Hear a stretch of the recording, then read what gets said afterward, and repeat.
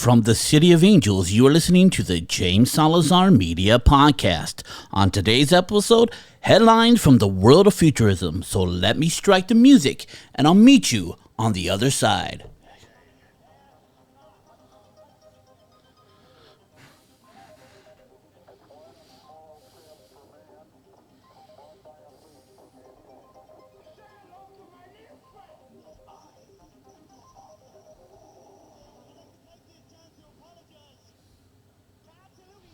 And welcome to the James Salazar Media Podcast. This is your host, the formerly mentioned James Salazar. The James Salazar Podcast, where you get your dose of pop culture, politics, and futurism. Today, we're going to talk about futurism. I have skipped a whole month, and we have a lot to talk about. Now, going forward, there will be some where I just read the title, and there's some I will go in depth in because they interest me. But in the show notes this time around, I will list every website so you can click on them. Means extra work for me, but nothing is too good for the listeners of the James Salazar Media Podcast. I was a guest at a podcast called The Life Podcast with my best friend Bax Baca, where I got drunk. So you can go listen to that. I have nothing more to say that I did not watch my liquor. And at the very end, I end up throwing up. There's no other way around it. I was talking with the Spaniard and the coach, and I'm called the media in that podcast. And we were drinking before. Well, I was. I took a big glass of Buffalo Trace for the first time, and it was delicious. I drank it really quick. And part of my problem is that I usually splash it with Coke or do like a Jack and Coke or a whiskey and Coke. But for some reason, I poured like a cup needed to be full. But I usually mix it. So I drank that, and then I drank my go-to now, which is, what do you call it, Screwball. I drank that. By the time I got in there, I was tipsy. And then I proceeded to pour myself more. And before I got to the end of that podcast, I didn't even know where I was. And half that podcast is a blackout. So not becoming of a podcast or a father or a son. But as a rock star, fuck yeah. All right, no. So you can go listen to that. You might find it very entertaining. You might be disappointed in me. I'm sort of disappointed in myself. I haven't thrown up from alcohol in like 5 years. And I quite don't remember what happened that time. I think it was New Year's Eve. But it is what it is.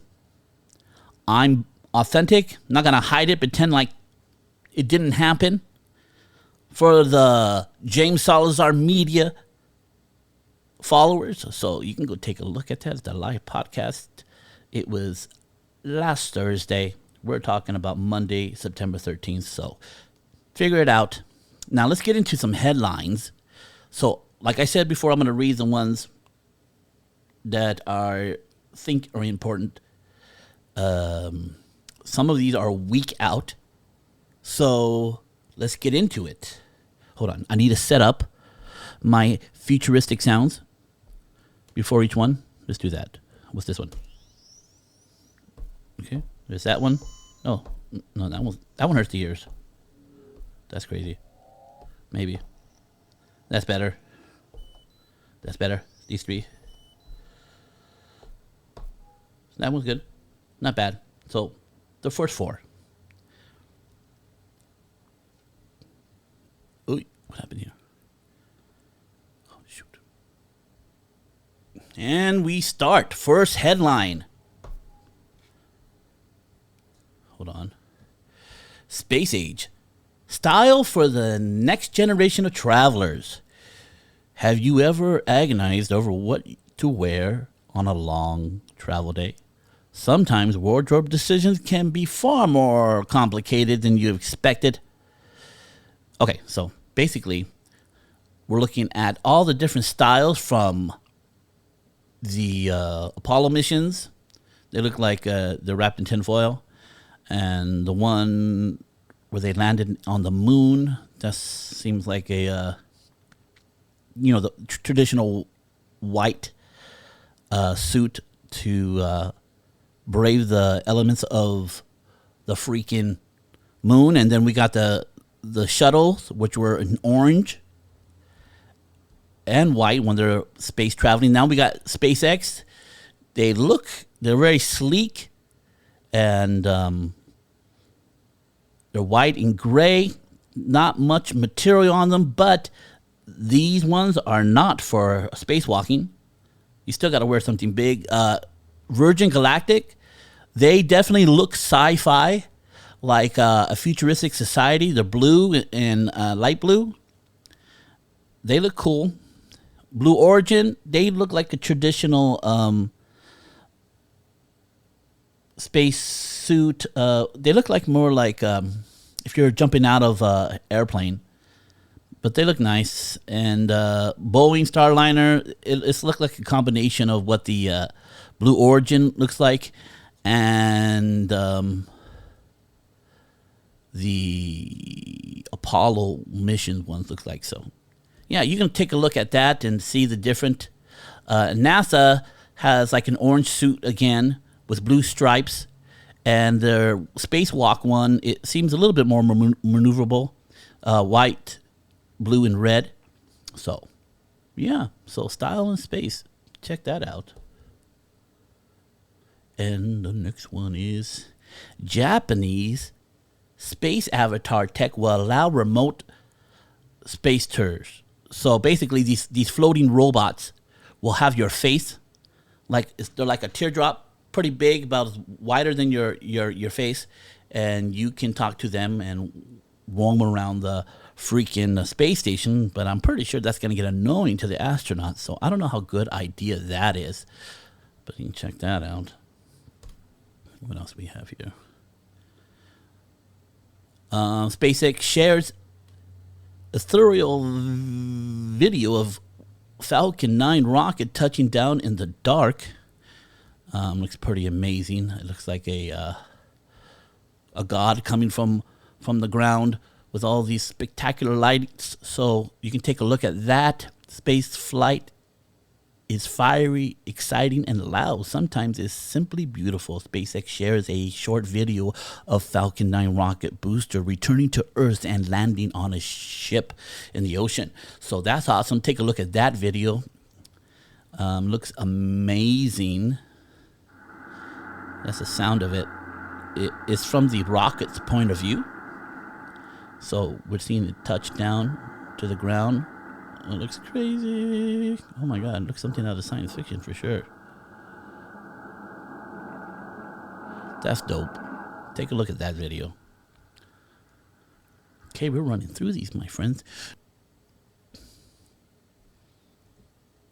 Alrighty. So, new Japanese lunar lander joins the space race. iSpace Series 2. Japanese lunar exploration startup iSpace, that's like a lot of other companies, unveiled its new generation lunar lander on 24th of August 2021, in time for its third lunar mission. Known as Series 2, the lander is currently expected to land in 2024 and is larger in size and in payload than the first one. So, that should be exciting. Japanese are going to send stuff up there, and they have a right to set up stuff like any other nation. Nobody owns the moon. Nobody owns the moon. That's what I'm saying. That's all I'm saying. Let's see here. And we have, let's read this really quick. Why I want to go to space. 5 future space tourists tell us why they're ready to launch. Number 1, we're just going to read these really quick. It is a sight that I've dreamed of and fantasized about ever since I was a child looking into the sky. Christopher Lynch says that. That's good for him. He's actually going to pay to go on a trip. I'm curious what's life like in space, so I am planning to find out on my own. Yusaka Meizawa. Okay, good for it. I don't know if that's a girl or not. I have not seen a he or a she there. So, you only live once in life, and it is clear that our future includes leveraging space in a much bigger way than we have to date. Brett Hurt. But most of all, I'm looking forward to seeing the Earth from 500 plus kilometers up and notice those things I cannot see. Political lines, borders, and cultural divides. Chris Sembrowski, engineer. Oh, and Brett Hume is an entrepreneur. Usaka is an entrepreneur. And Christopher Lynch is an author. And let's see what the last guy says. Or Joshua Bush, travel advisor. He can travel. He can advise people to go to the moon now. Everyone who has ever gone says it changes you. It gives you a new vision and a understanding. Besides, I heard the ride up there is pretty cool too. So that was that. People who actually paying to go and why they want to go. Hopefully that was that. Let's see. We already did that one. Let me get some sounds in here.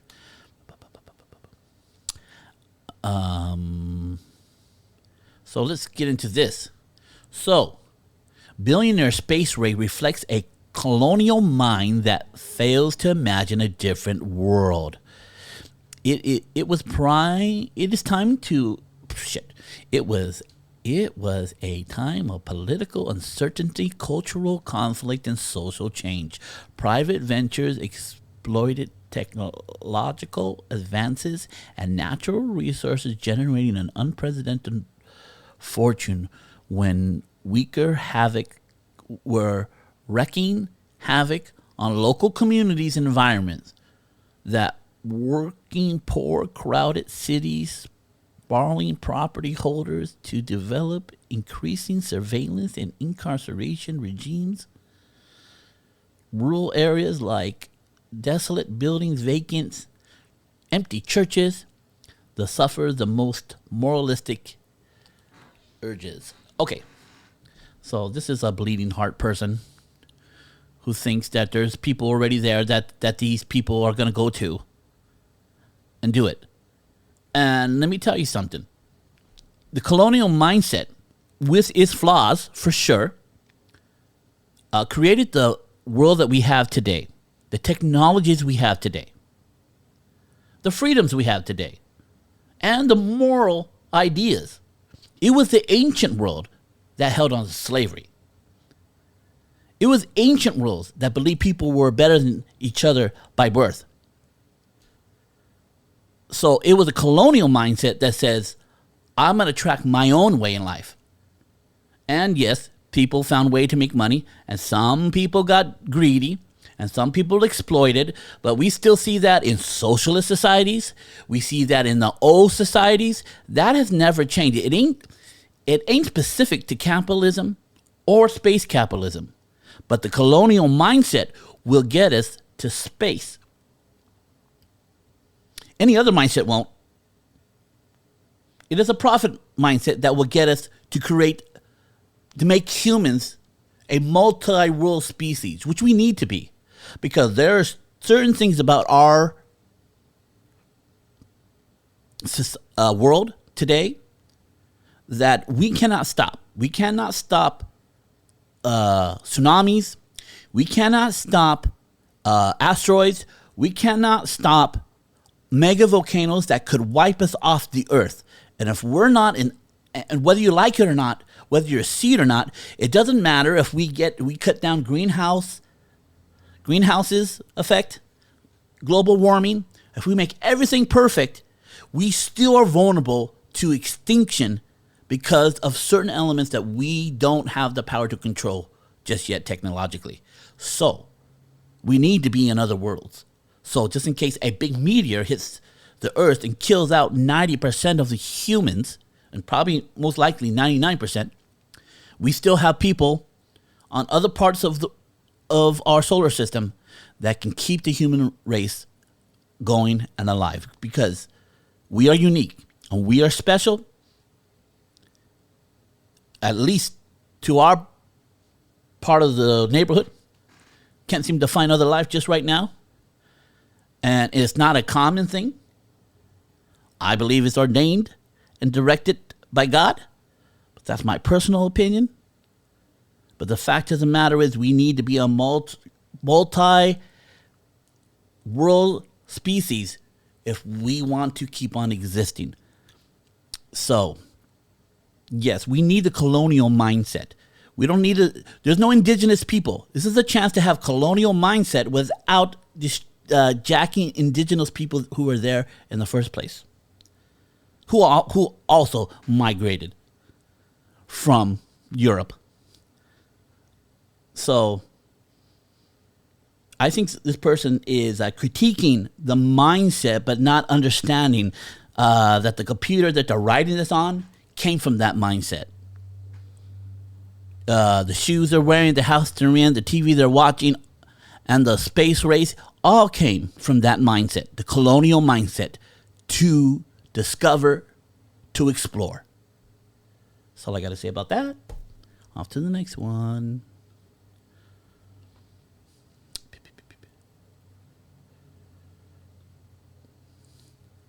Blue Origin. SpaceX Virgin Galactic space race could impact the atmosphere. With increasing recent efforts from companies like Blue Origin, SpaceX, Virgin Galactic, as well as NASA and China programs, the cadence of space launches is growing at a rapid pace. With each launch, rocket emits a variety of substances that could potentially damage the environment. Scientists are embarking on the research program to understand how rockets' exhaust interacts with the atmosphere, with the environment, and impact of this new space race might have. So, obviously, you're gonna get to these people who don't want the SpaceX to crap on our environment, which I understand. But we need to get to this place to get to the place where they want to be, where we have space launches from the moon. We need to get those space launches and create a moon base, and we will, from that moon base, create ships and use materials from up there to create ships and a launching pad, which will be much easier. It takes a lot of thrust to get out of the Earth's atmosphere. And we need to go through this little stage to get to the stage where we're not doing it at all. It's very limited. Just people who need to get to the moon base. And it will be a lot easier to create satellites and put them in orbit from the moon base. So we just only having crew and space tourism going up, which might impact. But let me tell you, it took about 100 years to get with cars to get where we are with electric cars right now. And they're not totally don't have impact. They do. It takes a lot to create these batteries, but we're getting past that. And we're getting with new technology and better batteries that have a less impact on the environment. We're going to get to that place. And those technologies are already enhancing how these ships are affecting our environments when they lift off. We're about 10 to 20 years away from having ships that use a totally different propellant, maybe fully electric, that have a lesser impact on our environment. But we need to get through these growing stages. And the problem was sometimes with good-meaning liberals is that they don't want people to go through a growing stage. They think that these worlds can happen without some blood and treasure being spilt. But at the end of the day, the technology we have saves more people's lives. And this space race, this new space race, will come up with new technologies of how to heal our own environment, how to deal with space environments, how to deal with sickness and disease. And less people will be affected by global warming. We should encourage the space race at all cost, because the technologies from those ventures that will come from those ventures will be priceless. I'm telling you, people. It's the amount of technologies that we have from the Apollo missions and the shuttle missions are used to fight global warming today. So I understand that if we can limit the impact on our environment, let's do it, but not at the sake of advancement that will come from the space race continuing to innovate. We will be shooting ourselves in the foot. We will miss opportunities to fix our environment from this space race. I am telling you. Everything they need to do to survive in space and on other planets will be technology to use to stop global warming and heal our own Earth. Guarantee.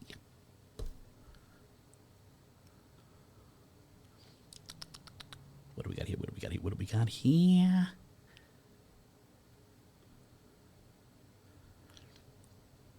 So, missions to Mars shouldn't exceed 4 years due to radiation risk, scientists say. An international collaboration of scientists say it's safe for astronauts to fly to the Mars and back, provided the length of the mission does not exceed 4 years, and that crew flight to the red planet coincides with well-known solar cycles. Excuse me. Water break. Hold on. All right, I'm back. Okay, so space can kill you in all sorts of ways. Different ways. With particle radiation being among the most serious hazards. Small doses of ion radiation aren't the problem. It is the long-term exposure that gets you. Deterioration effect of particle radiation are accumulative, leading health conditions such as cancer, damaged nerve system, cataracts, radiation sickness, and productive issues that can influence the health of an offspring.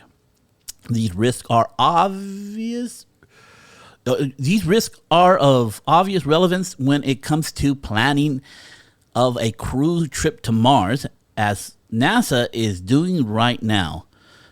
Current plans is to send American astronauts to the red planet in just 12 years. So it's important that NASA understands the way in which it can protect its crew. Indeed, once in space, astronauts won't have Earth's magnetic sphere to protect them. Even with shedding, the crew will be exposed to solar energies, particles, and galactic cosmic rays, the latter in which is particularly harmful to humans. In an international term, scientists recently investigated the topic to learn if a round trip to Mars might be too dangerous for humans, and if the timing of such missions could offset potential risks. So what we got here, my friends, the trip over needs to be thoughtful, and the ships need to be well insulated from radiations, which I think they're already doing. I think they're way ahead of this. Scientists need to get their 2 cents in, and the time they go can be help the situations that they don't die of multiple diseases. But once they're on Mars, I'm pretty sure the first couple of years are going to be on top of Mars, and then everything's going to be on the bottom of Mars.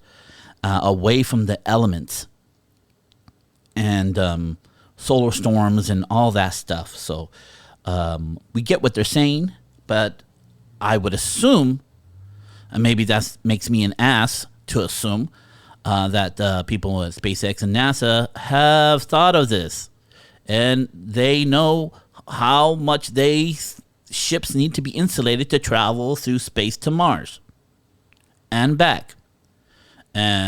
Or maybe there's just an acceptance that if you got to sign something that says if you're gonna go to Mars and you're gonna come back, you're most likely gonna die of cancer in your 60s.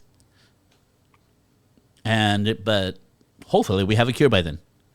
But I guarantee there are people who hear that, see that, and know that, and don't care either way. They want to be the first people to Mars. They want off this planet, and they want to explore places that have not been explored yet. And they're willing to take that risk, and I'm pretty sure they're signing off on it. So there's that. All right. Can the world's first space sweeper make a dent in orbital debris?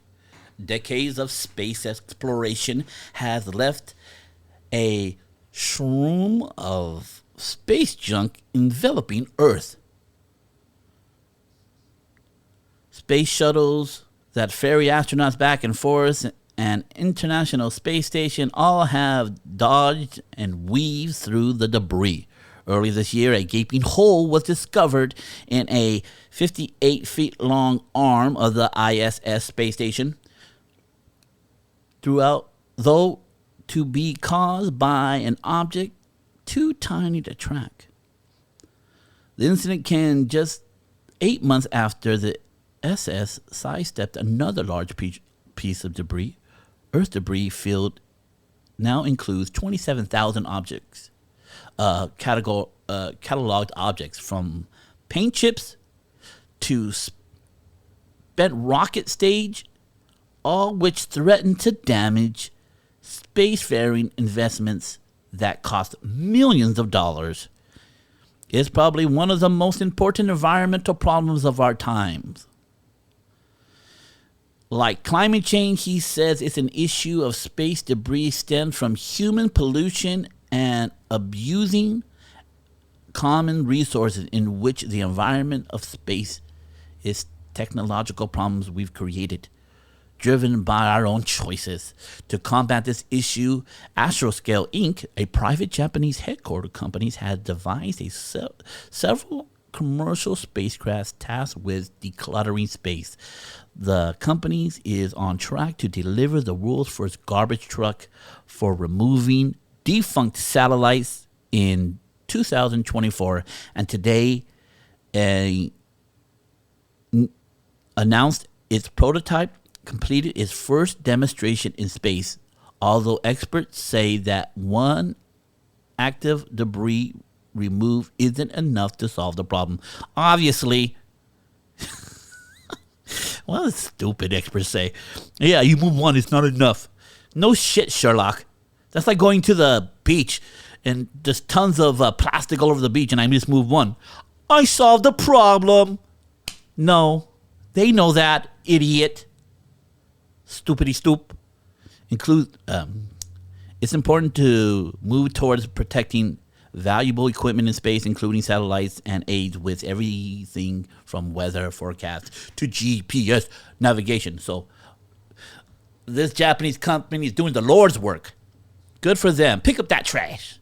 Pick that trash. They should be able to use that trash for however they want. Maybe they can build something. Maybe we can choose a moon to have our trash moon. You never know. And then they'll have on that moon like a swap meet. You never know, dude. Might pick up a hypo spanner. Star Trek reference. Whatever. Hold on, let's get out of here. That's a reference to State of Grace, where Gary Oldman tells everybody to get out of the room. Sean Penn, everybody get out. And he overdoes the accent. He goes, get out of here. Whatever. That's what's that from, if you ever hear me say it. So, yes, of course, launching into space, not so fast. Insurance bulks a new coverage. Yes, you're going to need insurance to go into space. Insurance companies are going to make some money. Space tourism is here, booking a trip to the final frontier. Ooh, that rhymed. The next era of space exploration and innovation is here, and we're all invited. A billionaire space race is on the way. A Blue Origin, Virgin Galactic, SpaceX, and others are testing the technology to take us to the place previously visited only by highly trained astronauts. Space tourism is officially taking flight, and it might just save the Earth. Yeah, I believe it will save the Earth. I am so happy that at least two of these people don't like each other. You know? Don't like each other. And that's going to make them want to up each other. And hopefully it does cut corners. But, yeah, let them spend their money on space, and we will be benefit from it. So, fight on. I think Sir Bronson, he gets along with Elon Musk. But Jeff Bezos and Elon Musk, they don't like each other. I mean, literally, Elon Musk threatened to put a laser on his head. So they don't like each other. And that's good for us. They don't have to like each other. They just need to have us go where no man has gone before. You know what I mean? You know what I'm trying to say? Here's a good one. Here we go. Doctors claim to have discovered how to reverse cell aging. Oh my God, it is the Holy Grail. The team of scientists from the Techtron Israel Institute of Technology says it found a way to reverse natural aging immune system cells, potentially making the elderly far more resistant to COVID-19 and other infections. Okay, so it was the fight of COVID that brought this around. Okay, well, let me tell you something. We're going to look at COVID way differently if we find the fountain of youth from trying to fight it. Research identify the molecule pathways that the human body uses to create B cells, which the immune system uses to identify and produce antibodies against new pathogens.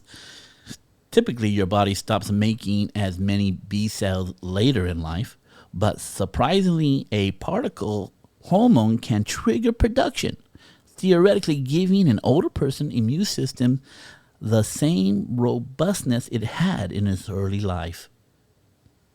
That is great news.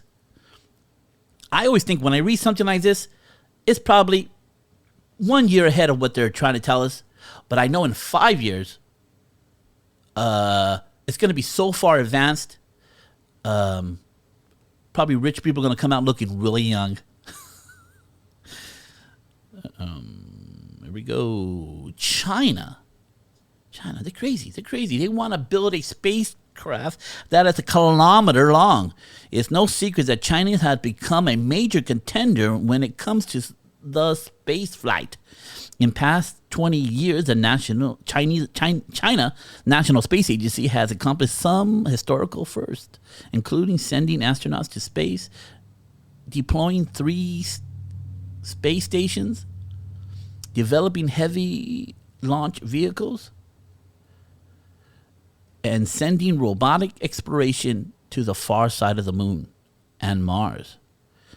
Looking ahead to the next decade and beyond, China has planned on taking even a bolder step to develop space program. Among many proposals the country leaders are considering for it least 5-year plan to involve an ultra-large spacecraft spanning a kilometer.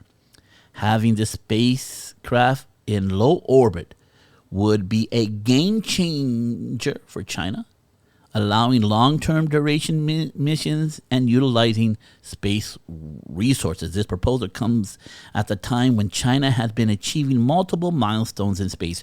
Earlier this year, China has become the second nation in the world to successfully land a rover on the surface of Mars and the first to land a mission that consists of an orbiter, lander, and rover. 2 years ago, China became the first nation to land a robot mission on the far side of the moon. So they're right on our heels, if not passing us. So we need to get our P's and Q's straight, homie.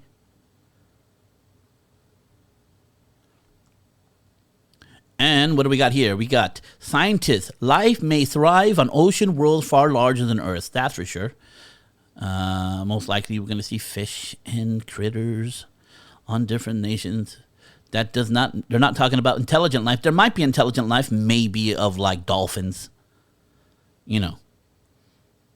I don't foresee a world where other life doesn't happen. Or I don't foresee a world where God would make so many planets and not put stuff on it. He put dirt on it, right? So, hey, he can put life on it like he did on this earth. So I just didn't understand the religious mindset against non-intelligent life, in other words. That just makes no sense to me. There's places on Earth right now that no humans will ever live, that there's life there. There's a reason for that. If you're someone who believes in directed evolution. Scientists searching for lost nuclear Nazi cube.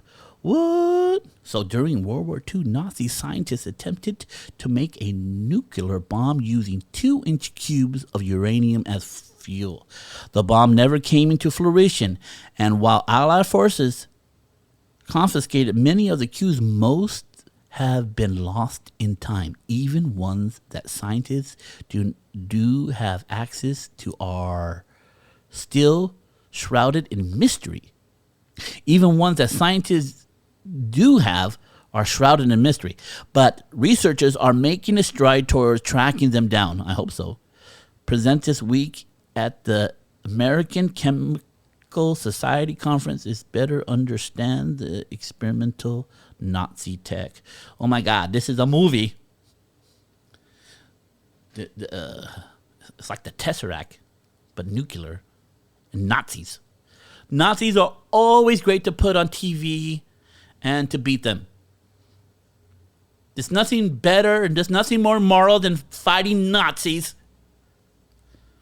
So, yeah, that's a movie. Hopefully they well document this.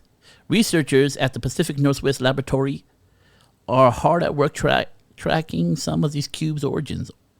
Oddly, even researchers working on the project aren't sure how the lab got its hands on some. So they have some in there. They're like, we don't know where these came from. It's all secretive, people. A lot of shit went down at the end of the World War II. Craziness. We know all the best Nazi scientists came to America. And some went to Russia. So, there's that.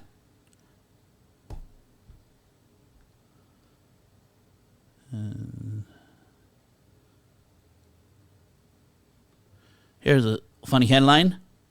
Alibaba says delivering robots are great because they don't smoke on the job. And they don't shit or pee or complain. We're going to speed it up here. Elon Musk says you'll most likely be able to beat his Tesla bot in the face. Oh, so it's going to be made very well. He says things in such weird ways. Boston Dynamics, these killer robots that can do anything, are now learning parkour. And there's a video, and it is frightening. Strike one up for our robot overlords. Hold on. Damn it. Where we at? Right here. Nope. No. Shit. There we go.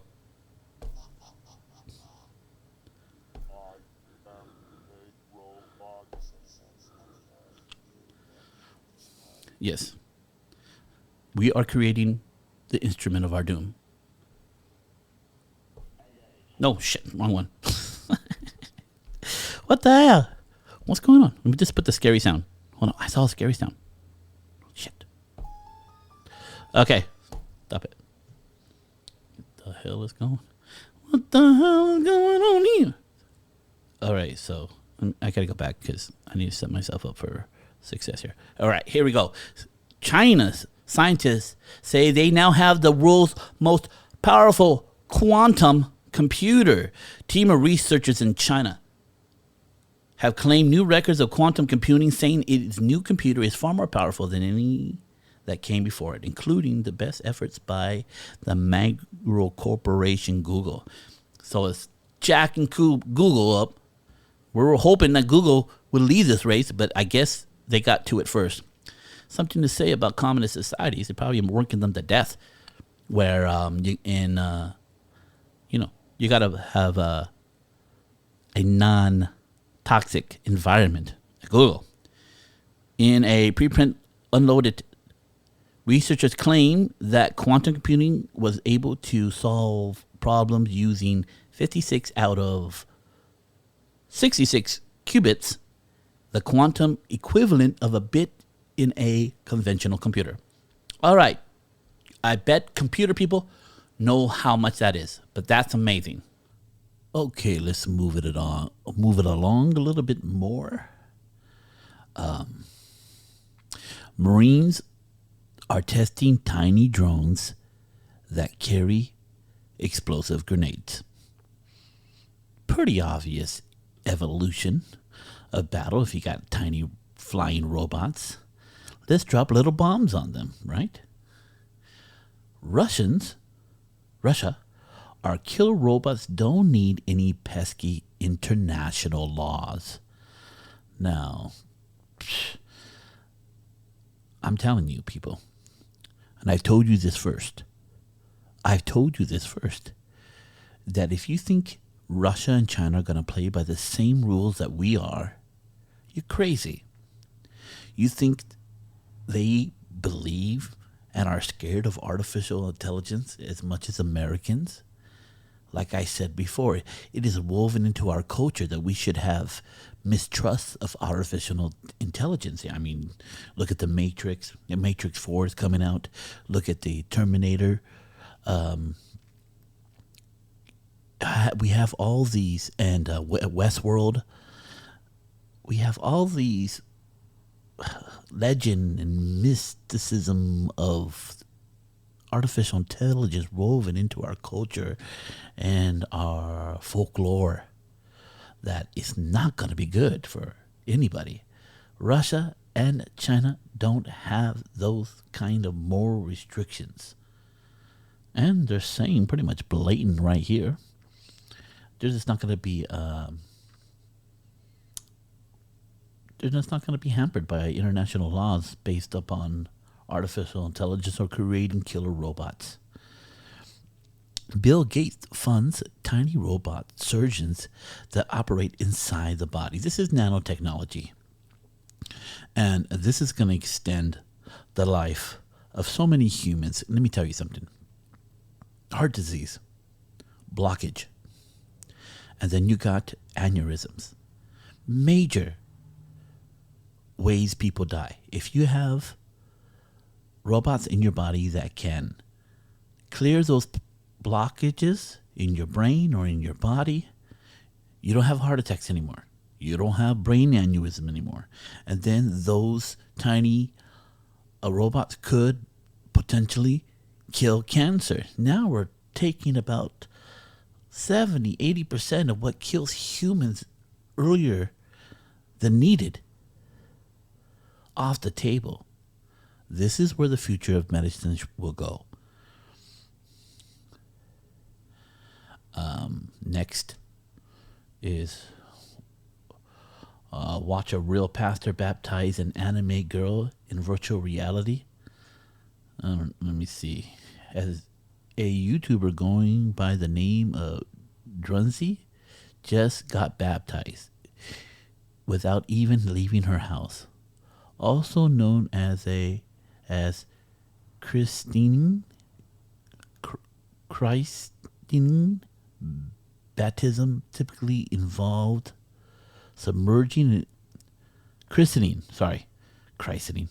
Christening baptism typically involves submerging an individual in water as part of their transition into the Christian religion. Well, I guess these people did it virtually. I don't know if Jesus says that's okay. I don't know. But Brave New World. Ready or not, inexpensive VR sex is going mainstream. Obviously, VR sex, it looks like a VR headset and a tube where I'm pretty sure you put your penis in and it has a bunch of oil go in there. Place that on top, watch the show. It simulates sex, and off you go. What a pun, I guess. Or off you go, or get off and go, whatever, however you want to say it. Okay. An accidental discovery hints at a hidden population of cosmic objects. The brown dwarf aren't quite stars and aren't quite planets. And a new study suggests that there might be more of them lurking in our galaxy than scientists previously thought. A new study offering a tantalizing explanation for how a particular cosmic object called YZ, long number, but nicknamed the accident, so we're going to stick with the accident. I'm not going to read all those numbers, like 20 numbers, came to be. The accident is a brown dwarf. Though they form like stars, these objects don't have enough mass to kickstart nuclear fusion, the process that causes stars to shine. And while brown dwarfs sometimes defy characterizations as astronomers have a good grasp of their general characteristics. So that's interesting. We will probably be learning more about brown dwarf stars. Yes. Another headline, this algorithm can create 3D animations of single still images. It's pretty awesome. Yeah, it's a still image, and the computer just takes that person out of it, and they walk out of the picture. This is going to be a common technology, just like those apps that have you become cartoon characters or have you sing songs that. So this one's going to take a picture, and the algorithm's going to remove the people in the image or have them dance or whatever. Bring the images to life. That's what it's going to do. That's the word I'm looking for. And they're going to dance and move and whatever, what have you. Inside Boston Dynamics project to create humanoid robots. Boston Dynamics is known for their flashy videos of its robots doing impressive feats. Among Boston Dynamics' creation is Atlas, a humanoid robot that has become popular for showing unrivaled ability to jump in jumping over obstacles, doing backflips and dancing. The video of Boston Dynamics robots usually go viral, accumulating millions of views on YouTube and generating discussion on social media where our robot overlords are creating the soldiers of the future. I put that part in. Sorry.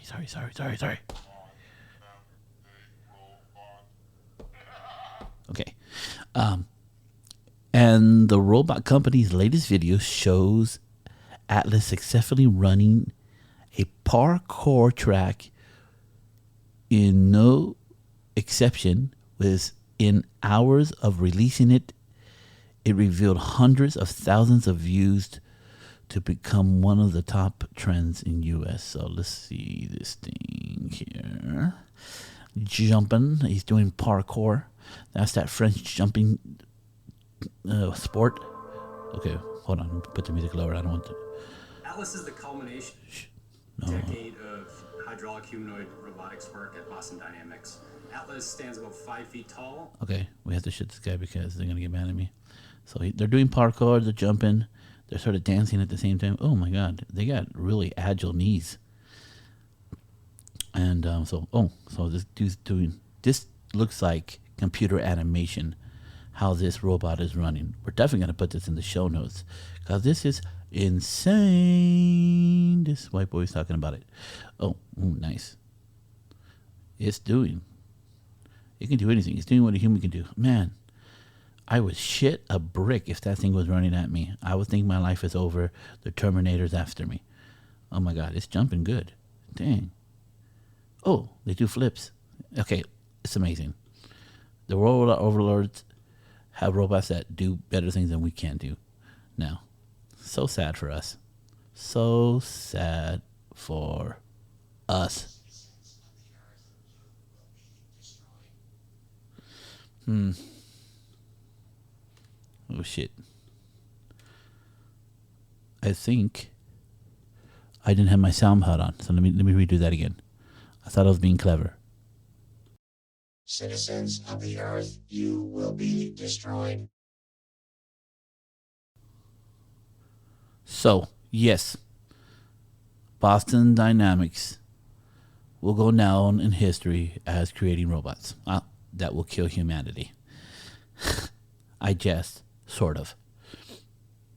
Will robots take my jobs? 3 steps to overcome humans' concern about automation and AI. Well, they're not giving me the full article. That's fine.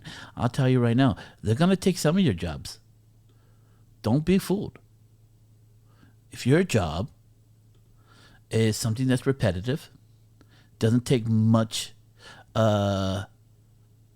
instinct, you just do it in a repetitive mood, your job might be taken over by robots. It's probably highly likely they will be taken over by robots. Calm down, Chewie. Okay. Elon Musk's Tesla robot has a place where humans would, what did it say? Elon Musk's Tesla robot have a place where humans would be in danger. Okay. Announce. His description involves work that, let me see. Elon Musk wants to build a pie-in-the-sky all-purpose robot with prototypes next year. His description involves work that today's robots can't do, like responding well to challenges. He's right that robots have a place where humans would be in danger. Oh, yes. All right, so coal mines, I guess, and places where humans die easily, we can have robots take those jobs up, obviously. Now, I read this one. This is an interesting headline. Scientists suggest building Mars base out of astronauts' blood. Specifically, they suggest mixing blood, urine, and sweat, and even tears with Moon or Mars dust to form a glue that can be used to build or 3D print entire buildings. In other words, they say we could use the literal blood, sweat, and tears of astronauts to construct new homes on a distant world. Its creative approach to its intuitive resource utilization that could allow future Martian settlers to skip the costly process of sending building materials all the way home. They're already working on that for sure, because they're going to use Mars soil to 3D print. 3D printing is the key. They're going to probably have robots there. I'm pretty sure we're going to hear pretty soon how the first people are going to be on Mars. It's not going to be humans. It's going to be robots that are really building the habitats on Mars for the people who get there. They can be out of the elements quicker. Scientists have been trying to develop variety of technologies to produce concrete-like materials on the surface of Mars, but we've never stopped to think that the answer might be inside all of us all along. So, blood. I mean, we produce blood. I don't know. I don't know the science behind how much if we take blood out of you, how much our body replenishes, how long it takes, and how much can we take out a day or a week. But if you can mix it with the soil and the 3D printer can create stuff out of it, then awesome. But the trippy part, and those buildings will have our DNA in it. That might be something to consider. Buildings made out of our own DNA, and years after we're gone, a new species could basically take a piece of that building and look at our DNA strand. But that's sci-fi. That's science fiction.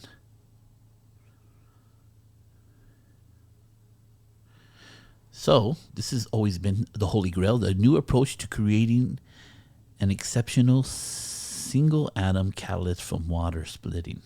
Water splitting is a technology where we pull the energy from the atoms of the water as energy. There's a movie with Keanu Reeves, I forgot, it's called Chain Reaction, where they figure out how to pull the energy out of water. But let's read. A new way of anchoring individual uranium atoms to the surface of a catalyst, increasing its efficiency in splitting water molecules to record levels. Scientists from the National Accelerator Laboratory and Stanford University report today.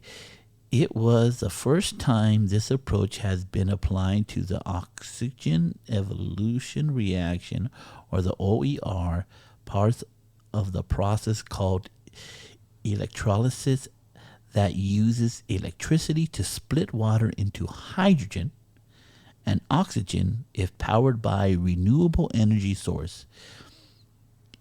Electrolysis could produce fuel and chemical feedstocks more sustainable and reduce the use of fossil fuels, but sluggish pace of the EER has been a bottleneck for improving its efficiency so it can compete in the open market.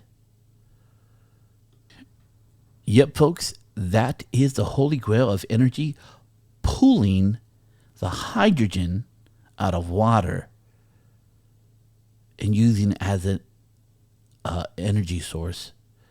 We are abundant. We have abundance of water in Earth.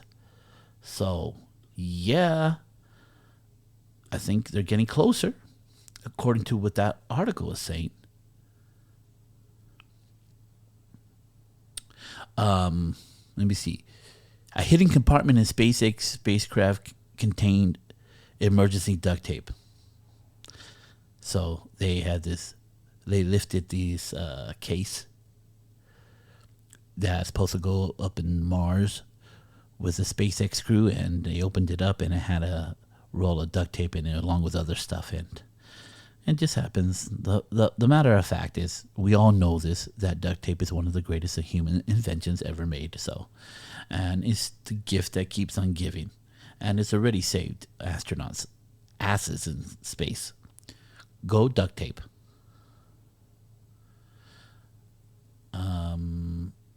Let's keep on moving here.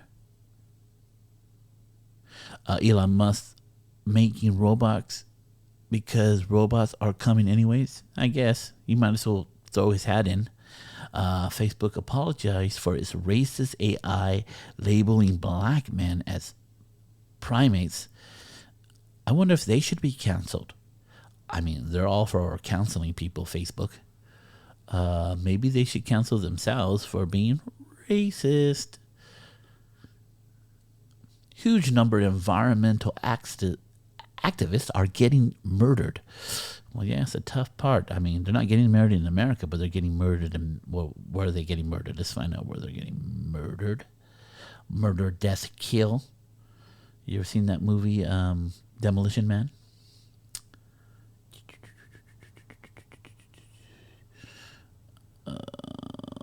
They're getting murdered in Mexico, in the Philippines, and what was the other place? I remember reading this before. Yes, Colombia, Mexico, and Philippines. You're an activist.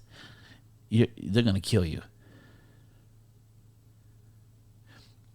George Church has raised $15 million to bring an Elephant-Mammoth hybrid to life, and it could actually work. I mean, why not at this point? We're creating killer viruses, and come on, man, let's just do the Jurassic Park thing. Might as well. I mean, we're going to space.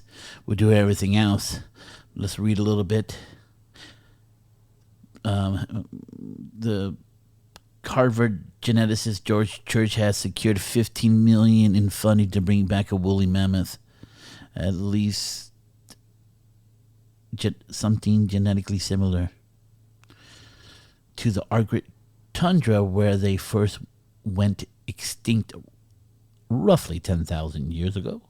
Technology discovered in pursuit of this grand vision, a living, walking proxy of a woolly mammoth could create very significant opportunities in conserving and beyond, not least in which includes inspiring public interest in STEM, promoting timely discussions in bioethics, and raising awareness of the vital importance of biodiversity, Church says. So, yeah, I mean, I know there's only laws for cloning humans. So, if they want to bring an elephant back to life, that's very similar to the woolly mammoth, then go right ahead. That's what I say. We're going to the moon, we're going to the Mars. Let's go deep into the next thing, whatever that is. They're now a gas station in space. What? According to the Union of Concerned Scientists, over 4,000 operational satellites are currently in orbit around Earth. According to some estimates, the number is expected to reach as high as 100,000, including telecommunication, internet, research, navigation, Earth-observed satellites, as part of the commercialization of low Earth orbit. Anticipating in this century, the presence of so many satellites will create an opportunity. The presence of these satellites require a great deal of mitigation, serving and maintaining. For example, a San Francisco-based startup, OrbitFab, is working to create all the necessary technology for orbiting refueling services for satellites. To help realize the goal, the industry, Lockheed Martin, generally announced that they are investing in OrbitFab gas stations in space refueling technology. So they're going to put something in space that's going to have batteries to be replaced and whatever else is needed to empower the satellites and all different kinds of stuff, and probably directly fuel spaceships, which is awesome. Of course, it's now pretty much obvious, right, that we're going to need gas stations in space, or for lack of a better word, but energy stations. So that makes sense.